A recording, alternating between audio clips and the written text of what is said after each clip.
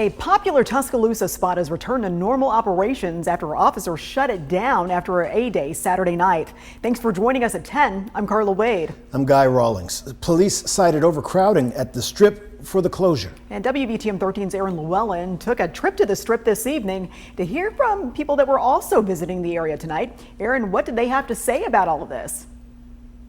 Yeah, I got Carla. Some students that I talked to said that they generally feel safe when they go to the Strip. Now, I did talk to one student that said that big crowds give her a little bit of anxiety because she's scared of what could happen.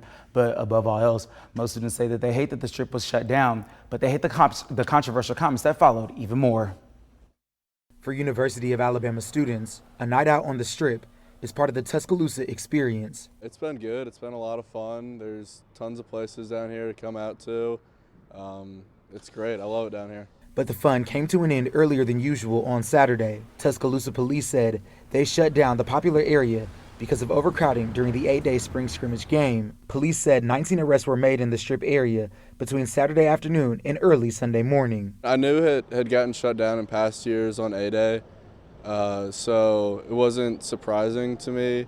I came down. I was trying to come down at one point, drive to get food, and it was shut down. Stillman College students like Jada Jones and Jakayla Jackson say they come to the Strip often. Alabama, their weekend starts on a Thursday, so it's just like crowded then, and then when we come on Fridays and stuff like that, it don't be hectic, but it be crowded though. And Jackson says she feels unsafe because of the crowd sometimes. I'm not like a big person with everybody in the same area, so I really kind of be scared because anything can pop off. After the shutdown, City Councilman Kip Tyner made a controversial Facebook post. He referenced arrest, visible guns, and said the situation, quote, made him sick. Tyner also claimed those involved were not locals or university students, but people from Lipscomb, Bessemer, Inslee, and Hale County. You can't just base it off of the color of somebody's skin. Like, I think that's just the biggest thing. It's just right there when I seen the post, just right there. Don't judge me off of where I'm from or the zip code or anything like that.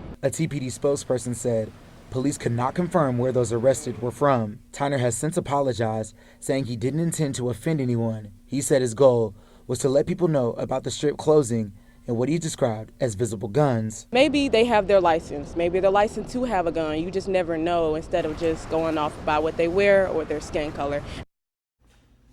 Now, I did reach out to Tyner today to ask him if he wanted to comment on his post, but he told me that he was not available. Now, I did reach out to TPD as well, and they said that they had less issues this year during A-Day than they've had in years before.